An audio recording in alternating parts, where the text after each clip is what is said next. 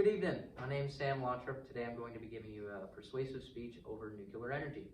So, to begin, from the dawn of history, mankind has sought to use the powers of nature to better their own condition. From the taming of flames, to cook their food and heat their homes, to the domestication of draft animals, to till their fields and carry their loads. In this day and age, we stand at the precipice of a new energy revolution, that being none other than nuclear energy.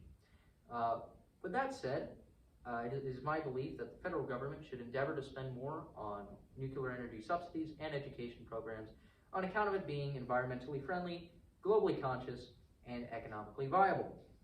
That said, let's jump into the first one. In the comparison of performance advantages and disadvantages of nuclear power generation compared to other green energy sources, it is stated that nuclear energy is entirely green.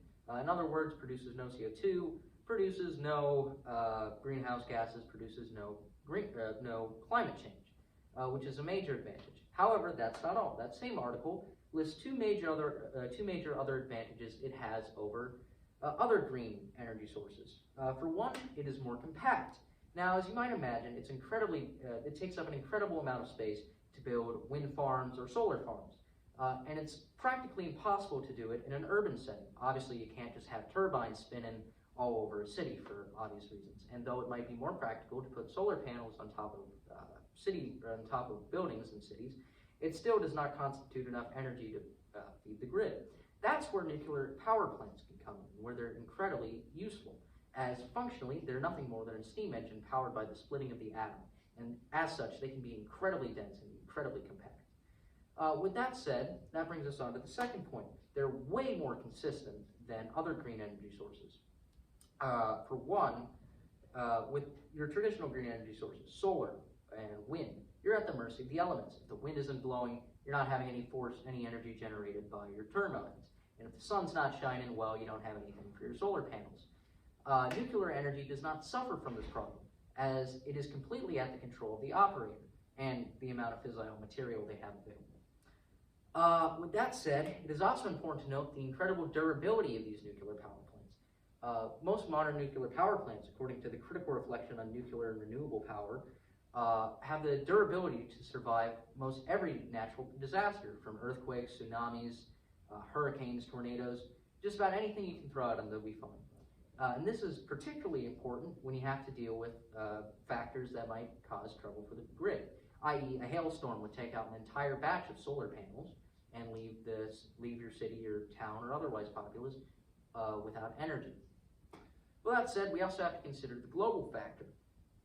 One of the major troubles that's plaguing the world at this time is a series of rogue states use oil funds in order to fund their wars and proxy states. For instance, according to the World Bank, using oil rents, which represent a percentage of the GDP of a country based on oil sales, Russia has roughly 10% of their economy made up by oil, and Iran's has roughly 18% of theirs made up by oil, which constitutes a considerable amount. As a result of that, were we to cut into our hydrocarbon usage, oil usage, then we would in turn cut a considerable amount of their economic revenue, and in turn cut their armies off, which would be incredibly useful for many of the states that are currently engaged with troubles with them, i.e. Ukraine, Israel, and any other number of states. Additionally, they often use their oil as a card to play when doing negotiations.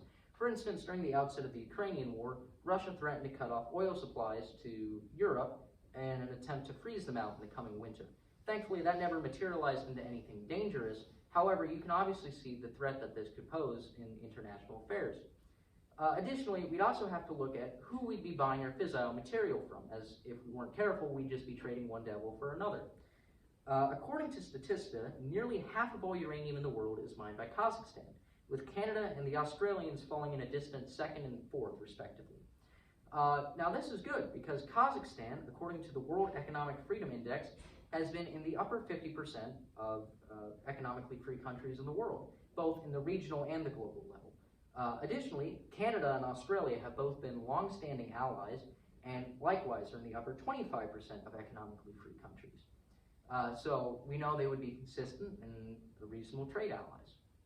But with that said, we'd also have to look at the economic impact this would have. So, first we'd have to look for countries where this has worked. One great example is France. According to the U.S. Energy Information Administration, France's power grid is produced mostly through nuclear energy, with upwards of 68% being produced by it, which is a considerable margin and has been shown to work incredibly well, i.e. France was one of the major countries that did not have to worry about Russia's threats of cutting off oil, because they did not need the oil. Additionally, we'd have to look at some of the market advantages you'd have with nuclear energy over oil or other hydrocarbons. Well, for one, as we already discussed, it would help to prevent against economic shock, i.e. if countries were to suddenly raise the cost of oil through shutting off production of it, or likewise, if it was to drop suddenly, it would help protect against market shock. Additionally, uranium and other fissile materials have a huge advantage over many hydrocarbons, as they are incredibly more energy dense than them. According to the Nuclear Energy Encyclopedia, the power ratio between the splitting of a uranium atom and the breaking of a hydrocarbon bond is 2 million. You are producing 2 million times more energy with the splitting of a uranium atom than the breaking of a hydrocarbon bond, which is how fuels like oil, coal, and the like make their energy. With that said, that in turn transfers over to a numerous set of advantages. For one, it takes up less space to transfer the goods. If you were to move them by train, truck, or the like, it would take up less space, henceforth less cost. Additionally, it takes up less space for storage, which in turn, less you have to pay for storage. And additionally, it takes up less equipment to actually get it out of the ground and move it around. So, good advantage to have with having such a high amount of energy density. With that said, I believe I'm starting to run down the clock a bit, so I will run through my points one more time, and then I will wish you farewell.